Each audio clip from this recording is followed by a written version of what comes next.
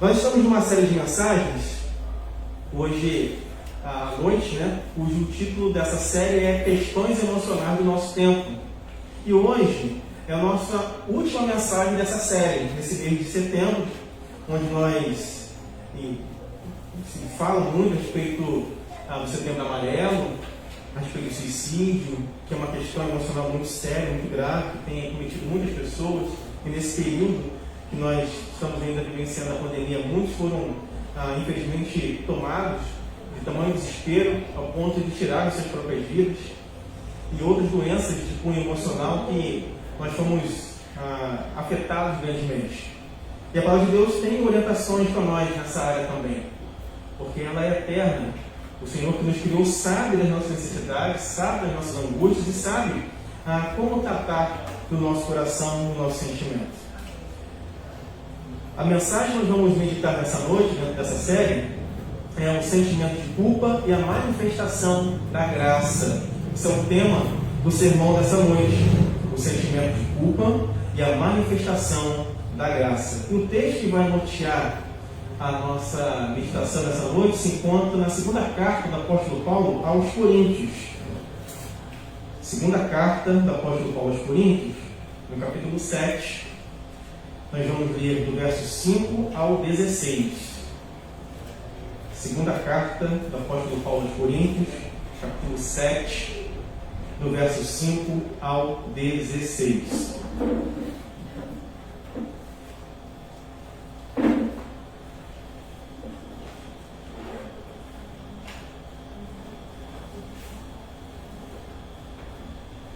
Diz assim a palavra do Senhor: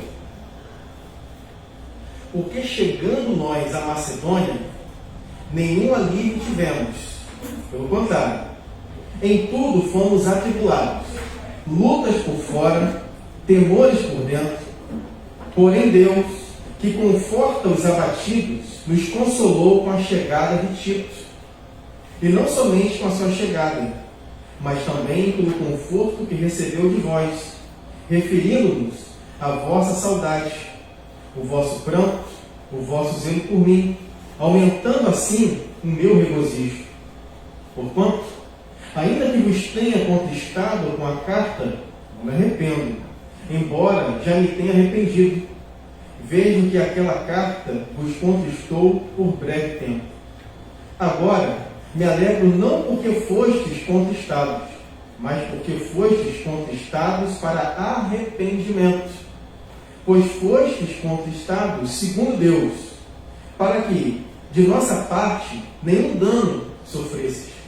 Porque a tristeza, segundo Deus, produz arrependimento para a salvação, que a ninguém traz pesar. Mas a tristeza do mundo produz morte. Porque quanto cuidado não produziu isto mesmo em vós que, segundo Deus, fostes contristados? Que defesa, que indignação, que temor, que saudades, que zelo, que vindita. Em tudo destes prova de estardes inocentes neste assunto. Portanto, embora vos tenha escrito, não foi por causa do que fez o mal, nem por causa do que sofreu o agravo, mas para que a vossa solicitude a nosso favor fosse manifesta entre vós, diante de Deus. Foi por isso que nos sentimos confortados, e acima desta nossa consolação, muito mais nos alegramos pelo contentamento de Tito, cujo espírito foi recriado por todos vós. Porque, se em alguma coisa me gloriei de vós para com ele, não fiquei envergonhado. Pelo contrário, como em tudo vos falamos com verdade, também a nossa exaltação na presença de Tito se verificou ser verdadeira. E o seu entranhável, palavra bonita, entranhável afeto cresce mais e mais para convosco, lembrando-se da obediência de todos vós, de como recebestes com temor e temor. Alegro-me porque em tudo posso confiar em vós. Amém? o sentimento de culpa e a manifestação da graça. É o título da mensagem dessa noite. A culpa tem sido e é uma das responsáveis por grande parte de muitos dos nossos sofrimentos. Desde a queda, lá no Éden, lidamos com esse sentimento chamado culpa. E como devemos lidar, enfrentar a culpa? Pode ser que você aqui nessa noite, e que está nos assistindo, esteja com culpa em seu coração. Por alguma coisa que você fez, ou algo que você deixou de fazer que julgava ser importante. E isso gera culpa no nosso coração. Se nós pararmos para conversar com algumas pessoas que sofrem de depressão, ansiedade e tantos outros males de cunho emocional, solitárias, pessoas angustiadas, familiares, amigos, pessoas que estão em fase de doenças, às vezes terminais, pessoas que estão passando por crises conjugais, ou qualquer outro tipo de situação adversa, complicada, nós vamos perceber que em todos esses cenários aqui apresentados e outros que eu poderia elencar aqui nessa noite, nós vamos perceber, identificar em cada uma delas, em cada um desses grupos, o sentimento de culpa. À luz de alguns estudos e pesquisas sobre esse assunto, alguns classificam que os sentimentos de culpa podem ser classificados em duas grandes áreas. Quais, pastor? A culpa objetiva e a culpa subjetiva. Vamos para a culpa objetiva.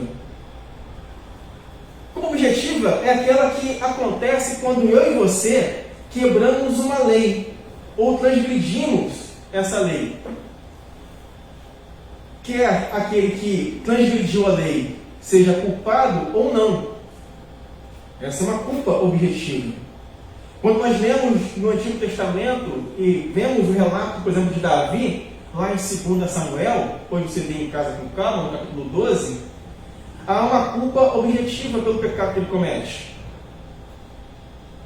A culpa, então, objetiva, ela ainda pode ser subdividida em 4 categorias. Culpa legal, não legal de bacana, né? Mas no aspecto jurídico, que é a violação de leis na sociedade. Como, por exemplo, avançar o sinal vermelho. Se você está dirigindo um sinal vermelho, você avança, isso é uma culpa legal, jurídica. Você quebrou uma lei, uma regra de trânsito, por exemplo. Tem a culpa teológica. Que isso, pastor? Isso mesmo tem. É a desobediência, a quebra da lei de Deus, que é a sua palavra. E de acordo com as Escrituras, o apóstolo Paulo vai descrever que dessa culpa teológica, todos nós sofremos. Por quê? Ele diz que todos pecaram e carecem da graça de Deus. Todos pecaram. Então, se todos pecaram em Adão, todos, obviamente, são culpados. Não há inocentes diante de Deus. Todos são culpados. Dentro da culpa objetiva, também tem uma categoria chamada de culpa pessoal. É quando nós violamos padrões pessoais e entrega aos apelos da própria consciência. Quando nós cometemos algo da nossa própria natureza pecaminosa e desenfreadamente praticamos ela sem nenhum tipo de reflexão. Essa é uma culpa pessoal. Lá em Romanos, no capítulo 14, se tiver com a sua Bíblia aberta, abre lá para a gente acompanhar um exemplo dessa culpa pessoal. Romanos, capítulo 14, verso 22 e 23, que diz assim: a fé que tens, tenha para ti mesmo, perante Deus. Bem-aventurado é aquele que não se condena naquilo que aprova. Mas aquele que tem dúvidas é condenado se comer, porque o que faz não provém de fé. E tudo o que não provém de fé é pecado? Qual o contexto aqui do capítulo 14 nesse bloco aqui? Paulo vai dar algumas orientações para um grupo de cristãos que estavam tendo algumas divergências dentro do seio da igreja a respeito daquilo que se devia ou não comer. Ele vai aprofundar mais isso na primeira carta aos Coríntios, no capítulo 10 em diante, do 9 e 10, a respeito de alimentação, porque o contexto do mundo onde Paulo vivia, diferentemente de hoje, em muitos aspectos, imagina só, no primeiro século do cristianismo, alguém participar, também no contexto da carta aos Coríntios, tinha lá um supermercado onde os animais eram sacrificados aos ídolos. Então esse mesmo animal que era sacrificado a uma divindade pagã, lá o tourinho lá que era oferecido aos deuses, essa mesma carne, o que era aproveitado, era vendido no supermercado da época. Né? Não vou falar que não marca esse supermercado para não fazer merchan de graça. Agora imagina só, os cristãos naquele contexto ficaram na dúvida: como ou não como essa carne agora? Eu vou no mercado, estou cheio de fome. Então essa carne aqui era sacrificada às divindades pagãs, mas é a mesma carne que é vendida no supermercado da época. Aí Paulo orienta tanto aos cidadãos de Roma, nesse texto que nós vemos aqui, quanto na cidade de Corinto, que era mais complicada ainda, aos cristãos naquele contexto, sobre se deveriam ou não se alimentar daquele tipo de alimento ali. Tá? A gente vai falar disso mais para frente, não hoje, tratar desse assunto com mais tranquilidade. Mas isso exige aqui nesse texto o contexto da culpa pessoal, dentro do modelo da culpa objetiva. E a culpa social, que é a quarta, que é a quebra de uma regra que não está escrita, mas é socialmente aceita como válida. Se você for para um outro país, ou até mesmo uma outra cidade, um outro bairro, existem algumas regras sociais que eu e você podemos desconhecer, sim ou não? Você chega às vezes numa cidade diferente da sua, e lá tem regras sociais que você não está acostumado. Vou dar um exemplo bobo aqui, vamos pensar aqui. Vamos supor que entrar em determinada cidade, você entrar na casa de alguém de chinelo é uma ofensa. Mas você não sabe. Porque você não está acostumado, você nunca foi lá naquela cidade, não conhece costumes, as regras sociais daquela cidade. Aí você entra na casa da pessoa de chinelo. A pessoa, meu Deus, como é que você fez isso? Para você é uma coisa banal de repente. Não, mas na minha casa, onde eu moro, todo mundo entra em casa de chinelo. Não tem problema nenhum. Mas dependendo do contexto onde você estiver, é um erro. Ainda que você não saiba, existe esse contexto da culpa pessoal. Você quebrou uma regra social, ainda que você desconheça, ainda que você ache estranho, ainda que você não tenha nenhum tipo de conhecimento. Mas, se estamos numa outra realidade social, de cidade, país, existem algumas regras que às vezes nós desconhecemos e, pelo fato de não sabermos dela, podemos quebrar e infringir uma regra importante. Isso envolve, então, a culpa social. Isso está dentro da culpa objetiva. E a culpa subjetiva, pastor? É o sentimento de pesar. É o remorso. É a vergonha. É a autocondenação que surge quando fazemos ou pensamos alguma coisa que consideramos errada ou deixamos de fazer algo que deveríamos ter realizado. Lembram de Judas Iscariotes? Abre lá em Mateus, capítulo 27. Volta a sua Bíblia, deixa marcado em 2 Coríntios e volta lá em Mateus. Evangelho de Mateus, capítulo 27. Do verso 3 a 5, que diz assim: Então, Judas, o que o traiu, vendo que Jesus fora condenado, tocado de remorso, devolveu as 30 moedas de prata aos principais sacerdotes e aos anciãos, dizendo: Pequei, traindo sangue inocente. Eles, porém, responderam: Que nos importa? Isso é contigo?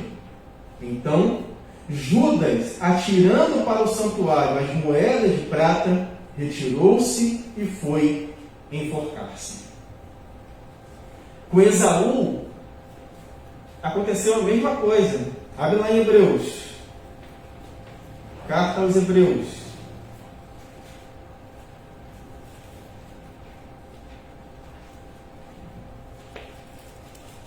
Capítulo 12, do verso 16 ao 17. Diz assim: nem haja algum impuro ou profano, como foi Esaú, o qual, por um repasto, vendeu o seu direito de primogenitura. Pois sabeis também que, posteriormente, querendo herdar a bênção, foi rejeitado, pois não achou lugar de arrependimento, embora com lágrimas o tivesse buscado. Forte isso aqui. Isso é a culpa subjetiva. Sentimento de pesar, de remorso, de vergonha, de autocomiseração. Agora, algo importante aqui do aspecto da culpa objetiva, meus irmãos e irmãs que nos acompanham, que estão aqui também. Deus tem poder para nos perdoar todo o sentimento de culpa, amém? Amém. Todo o sentimento de culpa. Por quê? As Escrituras afirmam isso lá em Romanos, capítulo 2, verso 4, onde diz: a bondade de Deus é que te conduz ao arrependimento. A bondade de Deus é que te conduz ao arrependimento. Interessante que o apóstolo Paulo diz essa passagem aqui no contexto, capítulo 1, capítulo 3, o apóstolo Paulo está descrevendo a situação da raça humana, mostrando ela como pecadora, caída, carente da graça de Deus. E em meio a todo esse cenário, nós podemos identificar claramente que, por meio da mensagem da graça, há o arrependimento que gera vida e transformação àqueles que têm um sentimento de culpa. Segunda coisa, por que muitos sentem culpa? Muitos sentem culpa devido às suas experiências passadas e expectativas irreais. Às vezes você pode ter uma experiência passada difícil, dolorosa, que marcou a sua vida, que trouxe problemas gravíssimos na sua caminhada, seja antes da sua fé em Cristo Jesus, ou ainda assim na sua perspectiva como cristão. Por quê? O sentimento de culpa, experiências passadas difíceis, que nos magoam e que geram culpa na gente, ela independe se você caminha com o Senhor ou não. Podemos, às vezes, carregar esse sentimento por anos, mesmo depois de estarmos caminhando com Cristo. Podemos sentir remorso, algo que deveríamos ter feito e não conseguimos, um perdão a alguém não liberado, algo que você guarda no coração, a mágoa com alguém profunda e que gera culpa. Expectativas irreais, fora da realidade. Às vezes nós esperamos de alguém, seja do pastor, seja do líder, seja do esposo, da esposa, do filho, do patrão, enfim, várias áreas que poderiam ser citadas aqui, uma expectativa fora da realidade. Uma perfeição do imperfeito.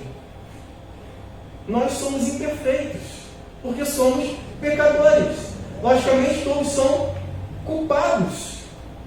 Então, quando nós geramos uma expectativa irreal, seja fora da realidade, sobre a vida de alguém, nós fatalmente iremos trazer ao nosso coração, à nossa vida, um sentimento de culpa. Porque estamos gerando uma expectativa que não nos compete. Às vezes cobrando, exigindo de alguém uma perfeição, uma postura que nós mesmos sequer conseguimos realizar e fazer. Isso gera culpa. Porque as experiências passadas negativas podem gerar isso, assim também como as expectativas fora da realidade, das várias áreas da vida da qual eu e você estamos submetidos. Porque muitos, pastor, sentem culpa. às vezes por causa de um sentimento de inferioridade. Conhecem pessoas assim? Que têm um sentimento abaixo, autoestima enorme. E isso muitas vezes gera nas suas vidas um sentimento de culpa. Eu e você, na nossa caminhada cristã e em outras áreas da nossa vida, vamos sofrer críticas, oposição, e muitas vezes, sem que nós tomemos consciência disso, podemos nos colocar num local de culpa, de vítima, de inferioridade, por não sabermos lidar com a crítica, com o pensamento contraditório, e acabamos trazendo culpa ao nosso coração, tanto para a pessoa que gera e produz a crítica, quanto daquele que é criticado. Lembra da história do filho pródigo? Quanto sentimento de culpa envolvido ali? Tanto do pai, do irmão mais velho, do irmão mais novo. Os três. Nós podemos observar ali sentimento de culpa. Do irmão mais velho e do irmão mais novo, o tempo todo naquele relato. Sentimento de inferioridade. Será que meu pai vai me aceitar se eu voltar? Acho melhor ficar aqui. E se eu voltar, ainda que como um escravo, de repente, o pai me aceita. Irmão mais velho, vai aceitar, tradução em linguagem de hoje, esse infeliz, meu pai, fez tanta besteira. Eu sempre estive aqui, meu pai, do seu lado. Quando eu precisava, não foi o mais novo que foi embora, não, ele foi embora. Eu fiquei aqui. Eu te ajudei. Eu fiz isso, e a gente começa com a listinha, né? Checklist. Eu fiz isso, eu fiz aquilo outro, eu, o tempo todo, né? Ficamos no centro. Um outro aspecto que gera em nós sentimento de culpa é o legalismo. Muitas pessoas aprenderam a pensar e a viverem de maneira tão rígida, tão rigorosa sobre si, que não conseguem se perdoar. Se autoflagelam, às vezes não fisicamente, como era uma prática muito comum em determinada época da história, mas nos autoflagelamos da nossa consciência. E não conseguimos olhar olho no olho daqueles que nos ofenderam, ou daqueles que nós ofendemos, muitas vezes. E geramos uma expectativa da nossa vida, um sentimento de culpa muito rígida, que é o legalismo, sobre o que é o certo e o que é o errado. E nós estamos tão convencidos dentro do legalismo, de nossas próprias imperfeições e incompetências, que nós temos medo de fracassar.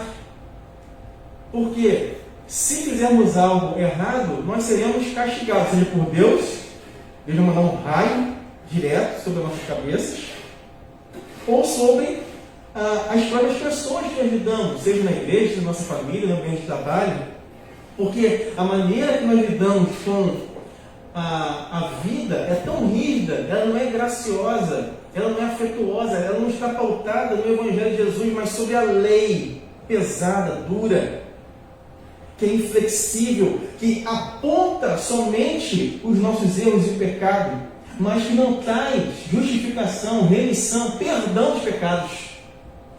A lei apontava para a consciência nossa do pecado, mas precisava haver o sacrifício dos animais para aplacar o sentimento de culpa do pecador. A lei sozinha, ela apenas nos acusa de que nós somos pecadores. Você é pecador, você é isso, você é aquilo outro, isso é verdade. Mas, a parte disso, sem o Evangelho de Jesus, sem a graça de Deus, vamos viver no legalismo eternamente. E quantos cristãos sofrem a culpa por viverem no legalismo? São cristãos legalistas. Têm medo de fracassar, de se arriscar, de fazerem algo e de serem criticados. Sendo assim, embora estejam na nova aliança, pelo sangue do Cordeiro, ou seja, onde as leis foram escritas no nosso coração, disse o apóstolo Paulo, vivem como se estivesse ainda no antigo pacto, na antiga aliança, onde a lei, o legalismo, o apedrejamento é sempre presente, seja com a sua própria vida, como também com a vida do outro. Olha só o que diz 2 Coríntios, capítulo 3, verso 2 e 3. 2 Coríntios, capítulo 3, verso 2 e 3. Coisa linda. Vós sois a nossa carta, escrita em nosso coração, conhecida e lida por todos os homens, estando já manifestos como carta de Cristo, produzida pelo nosso ministério, escrita não com tinta, mas pelo Espírito de Deus, do Deus vivente, não em tábuas de pedra, mas em tábuas de carne, isto é, nos corações. Amém, irmãos? Para se livrar do legalismo, do sentimento de culpa que o legalismo produz nas nossas vidas, precisamos compreender que as leis do Senhor agora não foram mais escritas na tábua de pedra, como dado lá no Sinai, mas nas tábuas do nosso coração. Nós fomos circuncidados, não mais na carne, mas no nosso espírito, por meio do novo nascimento em Cristo Jesus, para que possamos ter condições de lidarmos com a culpa de maneira diferente. Terceira coisa, os efeitos da culpa. Ela pode ter várias consequências na minha e na sua vida. Ao infringir a lei, dependendo da gravidade dessa infração que cometamos, podemos ser presos. Pode nos levar à prisão, à condenação. Ainda que a pessoa não se sinta culpada, eu não fiz nada demais, não. Eu acho que eu não fiz nada demais. Mas se quebrou uma lei, dependendo da gravidade, você pode ser condenado. A culpa social pode gerar críticas de outras pessoas. A culpa pessoal, muitas vezes, a autocrítica, a severidade, pode nos levar à autocondenação. Entretanto, a pior de todas as culpas que nós temos é a culpa teológica, que é a separação, o pecado das nossas vidas, que nos separou de Deus, que entrou no mundo por meio de Adão, lá no Éden, ao desobedecer uma lei, um mandamento do Senhor. E ao desobedecer, todos pecaram, todos caem em Adão, disse o apóstolo Paulo, ao escrever a carta de Romanos, capítulo 5, recomendo a leitura do verso 12 ao 21, para ler a beleza e a profundidade das palavras escritas pelo apóstolo Paulo, inspirado pelo Espírito Santo, nesses versos. Porque a culpa teológica tem consequências gravíssimas. E esse sentimento de culpa exerce ainda muita influência nas nossas vidas de várias formas, diversas maneiras. Como, pastor? Os efeitos da culpa teológica geram pensamentos defensivos. Esses aparecem na minha e na sua vida quando colocamos a culpa no outro. Adão e Eva, exemplo, um protótipo para a gente, né?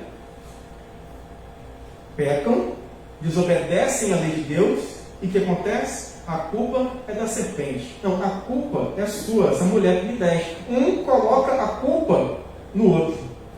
Ninguém assumiu a culpa, a responsabilidade pelos seus atos. Um dos efeitos da culpa teológica, uma das suas consequências, é o pensamento da defensiva.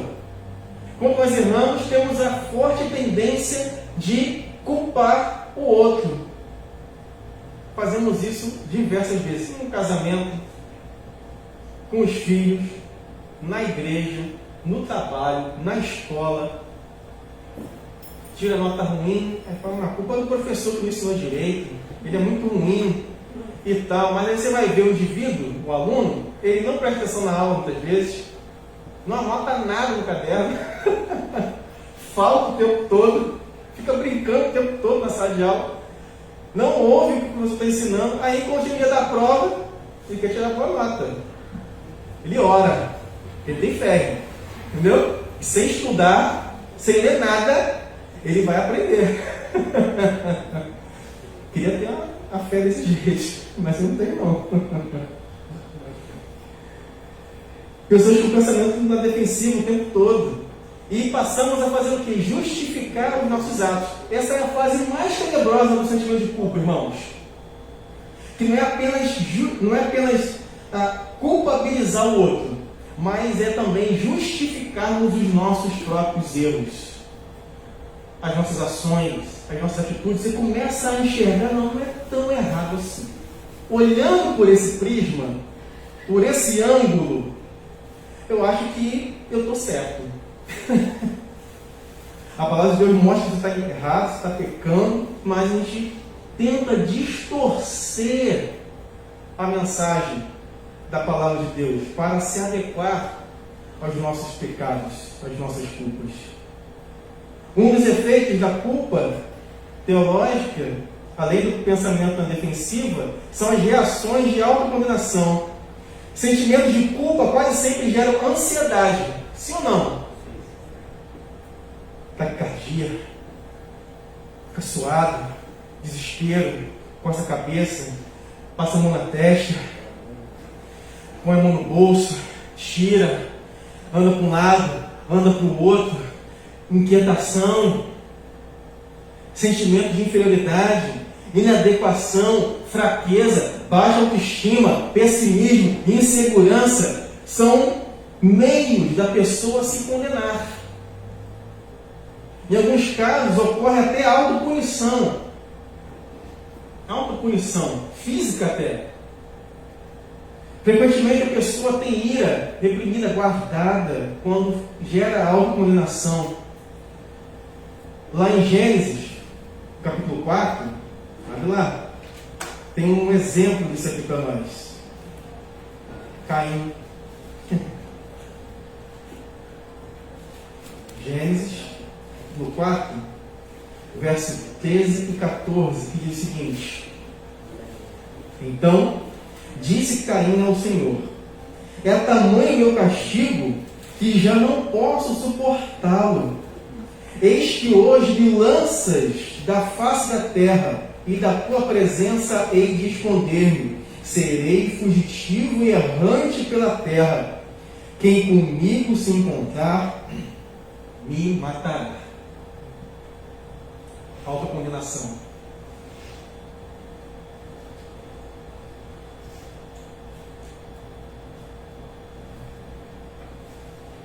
E muitas vezes, eu e você agimos assim também.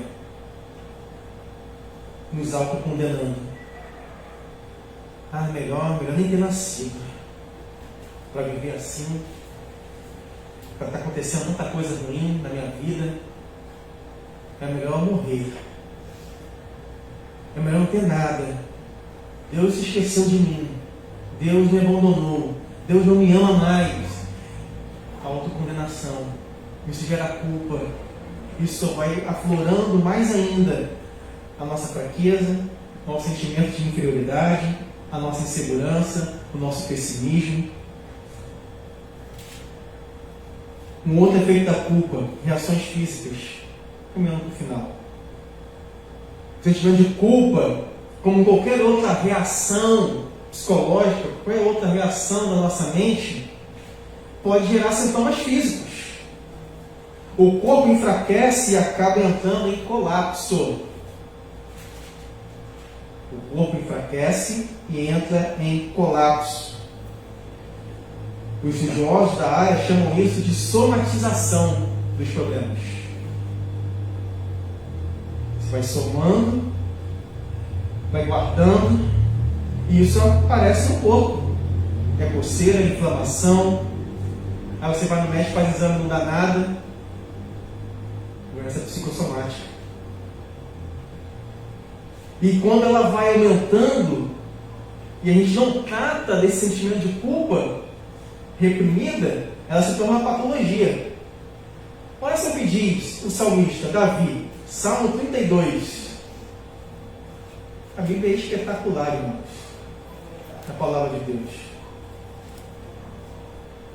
Olha só o sentimento de Davi. O homem segundo o coração de Deus. Salmo 32, verso 3 e 4 diz: enquanto calei os meus pecados, envelheceram os meus ossos, pelos meus constantes gemidos todo dia, porque a tua mão pesava dia e noite sobre mim, e o meu vigor se tornou em sequidão de estio. Se você ler o Salmo 32 inteiro, você percebe que o sentimento de culpa, quando ele vai se somando e não é confessado, quando ele não é tratado, ele gera doença no corpo físico, irmãos. E é exatamente o que Davi está relatando aqui. A experiência do Salmo 32 do Salmo 51 é uma experiência belíssima e de confissão do pecado cometido com Betseba e da morte de Urias. Ele escreveu esses dois salmos belíssimos para trazer cura para a minha alma e para a sua alma também, irmãos. Porque quando nós não confessamos, quando nós não tratamos o sentimento de culpa, o nosso corpo colapsa, adoece, enfraquece. E como fazemos isso? 1 João, capítulo 1, verso 9 diz: se confessarmos os nossos pecados, Ele é fiel e justo para perdoar os nossos pecados e nos purificar de toda injustiça, irmãos. Toda injustiça. Não porque da minha vida e da sua vida de guardarmos o sentimento de culpa. Quarta e última coisa. Como que eu e você podemos lidar com a culpa e com os culpados? Lidar com a culpa e com os culpados. Lembrando-se de algo importantíssimo, irmãos. Deus não requer de nós perfeição. Mas Ele quer um coração sincero diante dEle, que busca de fato fazer a sua vontade, sabendo que nós somos pecadores, somos imperfeitos. O Deus compassivo nos ama incondicionalmente e há de perdoar os nossos pecados. Já recebemos o perdão definitivo na cruz do Calvário, irmãos. De uma vez por todas. O pecado do passado, do presente e daquele que eu e você vamos cometer ainda. Isso é graça de Deus, irmãos.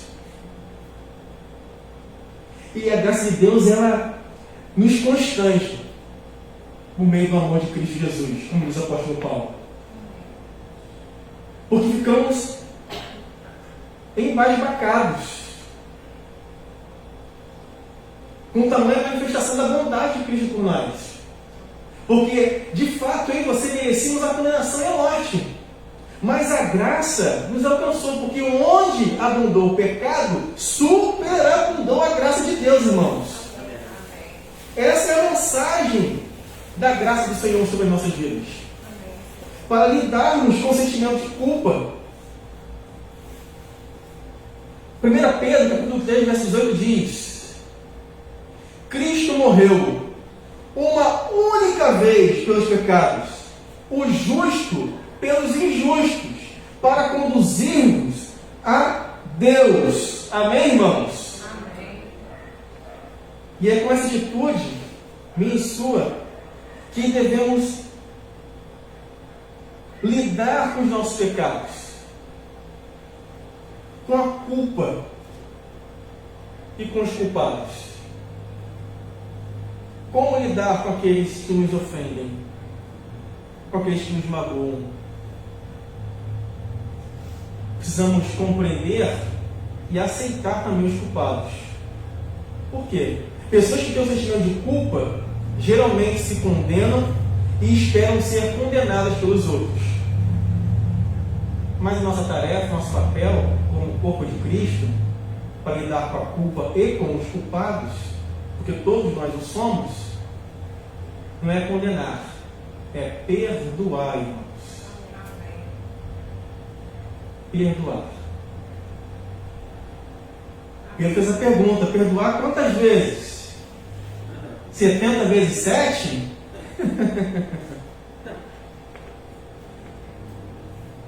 Um número altíssimo, mas a ideia não é um número fechado, mas mostrar para nós que, apesar de sermos culpados, e de fato o somos, Deus nos perdoa quantas vezes for necessário, irmãos. Essa é a graça. Nós condenamos, nós queremos pegar as pedras e atirar. Adúltera, foi pega aqui, vamos apedrejá-la. Todos pegaram pedras nas mãos. Condenação, morte, vou praticar a justiça. Está vendo? Ela foi pega no erro. Temos que aplicar a lei, porque a lei diz isso. Isso muitas vezes somos nós que agimos de maneira legalista. Ela errou? Errou. Naquela história. Estava errada? Sim. Mas errou sozinha? Onde estava o indivíduo que cometeu o pecado com ela? Percebam como que nós podemos, em nome da justiça própria, cometermos injustiças, irmãos. Com toda a motivação, o coração de querer fazer a coisa certa, mas imbuídos de raiva, ódio no coração, tomar uma atitude impensada. Jesus sabiamente corrige, apresenta a graça para aqueles homens e para nós. Quem não tem pecados, que atire a primeira pedra.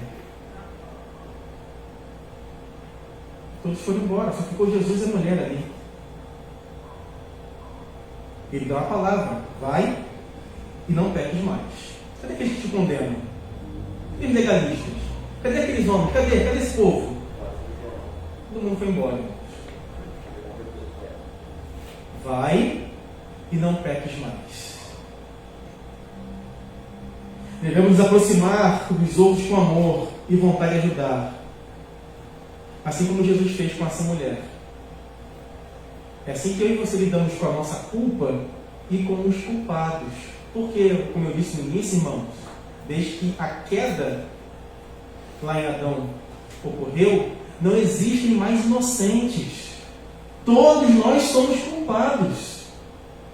Não somos melhores do que ninguém. Carecemos todos da graça de Deus.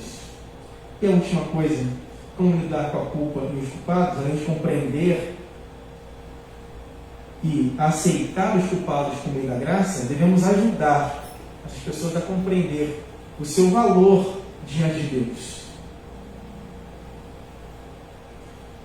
O Senhor está sempre pronto a nos perdoar, graciosamente. E como que eu e você aprendemos sobre o perdão? Experimentando o perdão e colocando ele em prática. Lá em Mateus capítulo 18,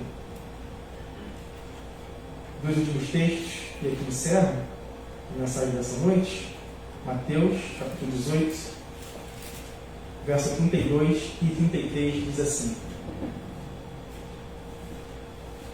não devias tu igualmente compadecer-te do teu conservo, como também eu me compadeci de ti? E, indignando-se, o seu senhor o entregou aos verdugos, até que lhe pagasse toda a dívida. Efésios, capítulo 4, verso 32. Efésios.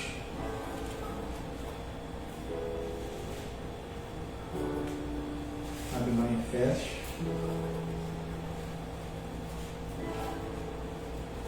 Capítulo 4, verso 32, que diz: Antes, sede uns para com os outros benignos, compassivos, perdoando-vos uns aos outros, como também Deus, em Cristo, vos perdoou. Amém, irmãos? Precisamos experimentar o perdão e praticar o perdão. Esse texto de Efésios 4, 32 é belíssimo. Devemos ser benignos, ou seja, bondosos, compassivos, ou seja, pacientes, perdoando-nos uns aos outros. E aqui é muito forte, como também Deus, em Cristo, seu Filho, os perdoou. Nós não temos, irmãos, por meio do sacrifício de Jesus, o direito de não perdoar quem quer que seja. Porque nós recebemos o perdão quando nós não merecíamos, irmãos. Porque nós somos culpados diante de Deus. Mas a manifestação da graça nos alcançou, para que possamos experimentar do seu perdão, como experimentamos no dia que recebemos Cristo como Senhor e Salvador das nossas vidas, e agora também colocando em prática esse perdão que nós recebemos, agindo com as pessoas graciosamente, perdoando, amando, se doando uns aos outros em amor. Feche seus olhos, vamos orar? Se você tem algum sentimento de culpa no seu coração essa noite, coloque isso diante do Senhor. Ao estar afligindo a sua alma, nesse exato momento, você que está nos assistindo também, nos acompanhando na sua casa,